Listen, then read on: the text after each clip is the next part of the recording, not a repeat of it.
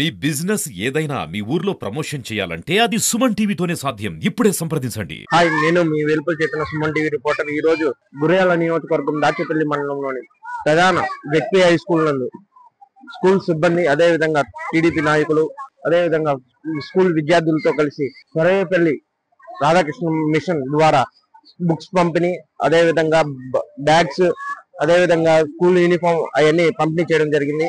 ఈ హర్షాన్ని వ్యక్తం చేస్తూ స్కూల్ ఓపెనింగ్ రోజునే విద్యార్థులకు ఎటువంటి ఇబ్బంది కలగకుండా, వాళ్ళ విద్యకు వాటికి ఎటువంటి ఇబ్బంది కలగకుండా విద్యార్థులందరూ ఒకటే రకంగా దుస్తులు ధరించి బడికి రావాలని నేపథ్యంలోనే ఈ బట్టలు, బ్యాగ్స్, అదే విధంగా బుక్స్ అన్ని పంచారు.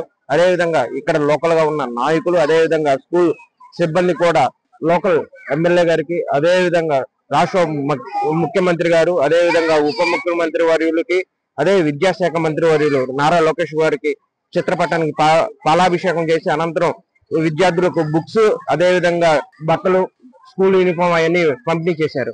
ఈ యొక్క విద్యా సంవత్సరం 2025-26 విద్యా సంవత్సరంలోనికి అడుగుపెట్టినటువంటి విద్యార్థులందరికీ, ఉపాధ్యాయులందరికీ కృతజ్ఞతలు తెలియజేస్తా ఉన్నాము.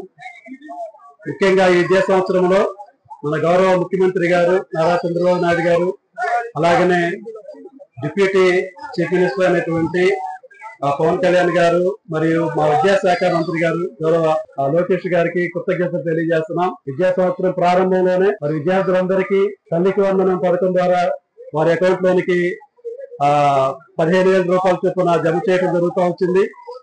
వారి యొక్క సాధక బాధలు అర్థం చేసుకుని ఈ విషయాల్లో చక్కగా రెస్పాండ్ అయినందుకు కృతజ్ఞతలు తెలియజేస్తున్నాం గవర్నమెంట్ వారికి. అలాగనే పుస్తకాల పంపిణీ, స్కూల్ రీఓపెనింగ్ రోజున మొదటి దినాన్నే పుస్తకాల పంపిణీ కూడా చక్కగా టెక్స్ట్ బుక్స్, నోట్ బుక్స్ అన్ని కూడా విద్యార్థులకు అందించడం జరుగుతూ వచ్చింది. దీని ద్వారా విద్యార్థులు తమ యొక్క పాఠ్య భాగాలను మొదటి రోజు నుంచి వినటానికి ఆస్కారం కలుగుతూ ఉంది. ఈ యొక్క సదుపాయాన్ని కలిగించినటువంటి ప్రభుత్వం వారికి మా ప్రత్యేకమైనటువంటి కృతజ్ఞతలు తెలియజేస్తున్నామండి. సో చక్కగా ఈ సంవత్సరం విద్యార్థులు ఈ సదుపాయాలను ఉపయోగించుకొని మంచిగా చదువుకొని తమ యొక్క భవిష్యత్తులో చక్కగా విద్యలో రాణించాలని కోరుతూ సెలవు తీసుకున్నాను.